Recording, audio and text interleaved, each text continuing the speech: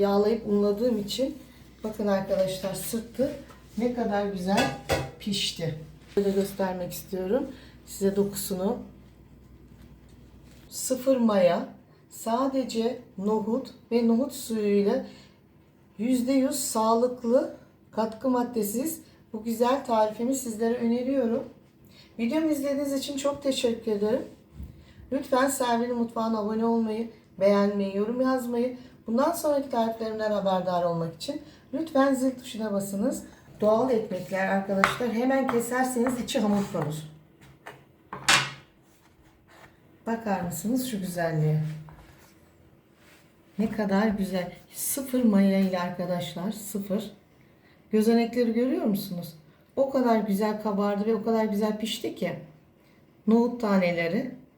Sadece nohut ve nohut suyuyla ekmeğimizi mayalandırıp doğal olarak ürettik. Sizlere bu güzel tarifimi öneriyorum. Şimdi bir dilim daha sizin için incecik keseceğim.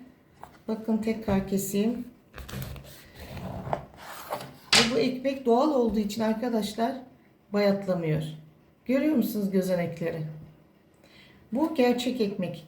Kara kılçık olduğu için şişmanlatmıyor. Bakın şimdi incecik keseceğim ben. Çünkü 6 saat soğudu ekmeğimiz, artık kesilebiliyor. Şöyle göstereyim. Tereyağı sürün. İster biber salçası. Muhteşem. Şöyle dokusunu tekrar size göstermek istiyorum. Bakın hiç yoğurmadım ben bu ekmeği. O kadar kolay, o kadar basit ki. Öyle 2 saat yoğurup da ekşi mayadaki gibi uğraşmanıza hiç gerek yok. Nohutumu yemek yapmak için akşamdan hani yıkadım soğuk suyla. Tekrar soğuk suyla ıslattım. Şimdi bu nohutlarımı değerlendireceğim. Bir kısmını alacağım. Şöyle 1 kilo, bakın 950 gram yazıyor. Kara kılçık unum var. Şimdi size kara kılçık unundan ekmek yapacağım. Fakat nohut mayasıyla yapacağım. Soğuk fermente yapacağım. Buzdolabında mayalanacak. Şimdi yapım aşaması: 1-2 tatlı kaşığı toz şeker, 1 tatlı kaşığı tuzum var. Şöyle 20'ye yakın tane nohutumu havanda bu şekilde akşamdan ıslatmış olduğum nohutumu parçaladım. Bu mayalama işlemini bu yapacak arkadaşlar. Mayamız bu olacak. Şimdi bunu güzelce karıştırıyorum şu şekilde. Üzerine ıslatmış olduğum nohut suyunu ılıttım. Şimdi ılık su koyacağım. Unumu yavaş yavaş eleyerek işe başlıyoruz. Önce unumu eliyorum. Daha sonra nohut suyunu üzerine ilave edeceğim. Bakın bu kadar kepeği çıktı. Buradaki amaç, elememdeki amaç unun açılmasını sağlıyorum, kabarması için. Bu kepeğini kesinlikle atmıyorsunuz, ters çeviriyorsunuz. Bu şekilde kalan unumu da eliyorum. Size ölçülü vermek için bardağımı tek tek göstereceğim. Islatmış olduğum nohut suyunu ılıttım. Nohut suyuyla yoğuracağım. Çeşme suyu değil, sadece nohut suyuyla. Şimdi bir su bardağı döktüm içerisine. İkinci su bardağımı bırakıyorum. Ve karıştırıyorum. Devam edeceğim o suyumu koymaya. Ilıttım. Nohut suyum ılık. 3 bardak oldu. Bu 4. bardak. Şimdi bunu koymuyorum. Önce karıştırıyorum. Daha sonra gerektiği kadarını koyacağım. Lütfen siz de kontrollü olun. Şimdi içerisine zeytinyağı koyacağım. 2 yemek kaşığı. Kara kılçık unu. Şimdi ben saf kara kılçık unundan yapıyorum. Bu ekmek yumuşak bir ekmek olmuyor. Ama bu ekmek sağlıklı ekmek.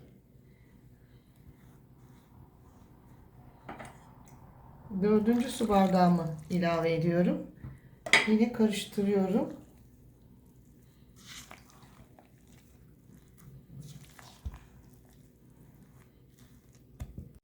1 kilogram una 4 su bardağı su ilave ettim. O da su miktarı 800 mililitre yapıyor. Bakın bir 5 dakika şöyle unumuzun özünü çıkardım. Bakın çok güzel oldu. 5 dakika yoğurdum. Bu aşamada 2 yemek kaşığı ben zeytinyağı koyacağım. Çünkü şöyle elimin içine döküyorum. Bakın 1, 2. Başka hiçbir şey girmiyor. Bu da kara kılçık olduğu için biraz yumuşatmasını sağlıyor zeytinyağı. Zeytinyağı yoksa şey koyabilirsiniz. Çiçek yağı. Şimdi toparlıyorum. Üzerini örtüyorum. Güzelce sarıyorum. Önce oda sıcaklığında 4 saat bırakıyorum. Daha sonra dolapta 24 saat bekleyecek. Mayalanacak. Eğer ekmeğiniz mayalanmazsa sakın telaşa kapılmayın. Bir gece daha dolapta kalabilir. Zaten orijinal mayalarda 2 günde mayalanır. Bu şekilde hazır. Elimi temizliyorum. Bu aşamada hava almaması gerekiyor. Güzelce sardıktan sonra üzerine havlu ve bohçalarla saracağım tekrar. Bu beklemeye gidiyor bu şekilde hazır. Biraz önce de cezerye çekimim vardı. Bundan önceki videomu lütfen izleyiniz. Hepinize afiyet olsun. Güzel tarifim. Bu tarifimi de mutlaka deneyin lütfen. Suyu nohutla, kırmış olduğumuz nohutla, bakın kara kılçık ekmeğimiz bekledi. 16 saatte tam bu kıvamı aldı. Ben kabımı şu şekilde yağladım ve unladım. Bakar mısınız arkadaşlar?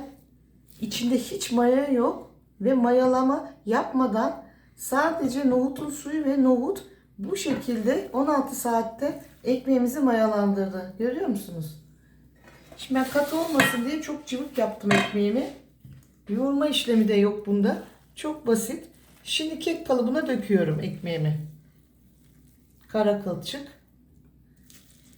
Güzelce sıyırıyorum. Bunu sert yaparsanız tabii yoğruluyor, havası alınıyor, uzun iş. Ben yumuşak bir hamur yaptım. Şimdi içinde güzelce sıyıracağım. Ekmek kalıbını aldım. Tabii ki ben alırken havası söndü.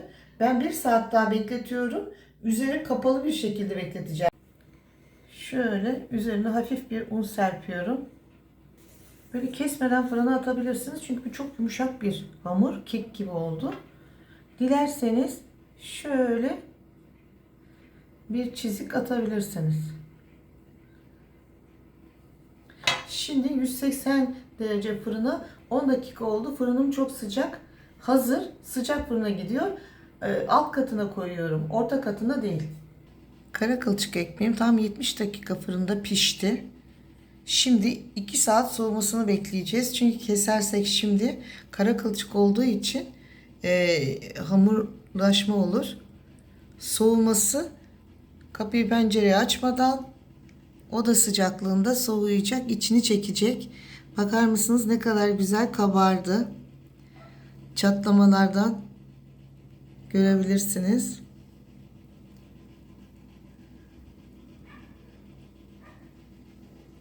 Sağlık, şifa. Şimdi ekmeğimi kalıbından çıkarmaya şöyle çıkarıyorum. Yağlayıp unladığım için bakın arkadaşlar sırtı ne kadar güzel pişti. Bakın. İçine hiç beyaz un koymadım. %100 şöyle de göstermek istiyorum. Size dokusunu. Sırtı. Oh çok sıcak. Sadece nohut ve nohut suyuyla %100 sağlıklı, katkı maddesiz bu güzel tarifimi sizlere öneriyorum. Videomu izlediğiniz için çok teşekkür ederim. Lütfen Selvi'nin mutfağına abone olmayı, beğenmeyi, yorum yazmayı, bundan sonraki tariflerimden haberdar olmak için lütfen zil tuşuna basınız. Hoşça kalın, sağlıklı kalın, sağlıklı ekmekle yiyerek sağlıklı kalın. Arkadaşlar çok sıcak ama size her yönden bu ekmeği göstermek istiyorum. Şimdi 1 kilo undan yaptım fakat toplam ağırlığı 1,5 kiloya yakın oldu. Suyu girdi içerisine. Şu sağlıklı güzel ekmeğimi sizlere öneriyorum. ince dilimler halinde. Bu ekmeği biz 3 kişi bir haftada yiyoruz. Hem ekonomik hem sağlıklı.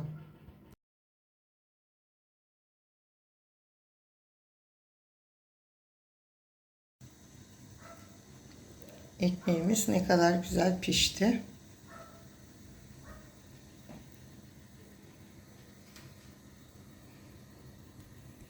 Ekmeğimin soğurken aldı hamur olmaması için şöyle tel ızgaraya koydum. Size de öneriyorum. Ekmeğim soğudu.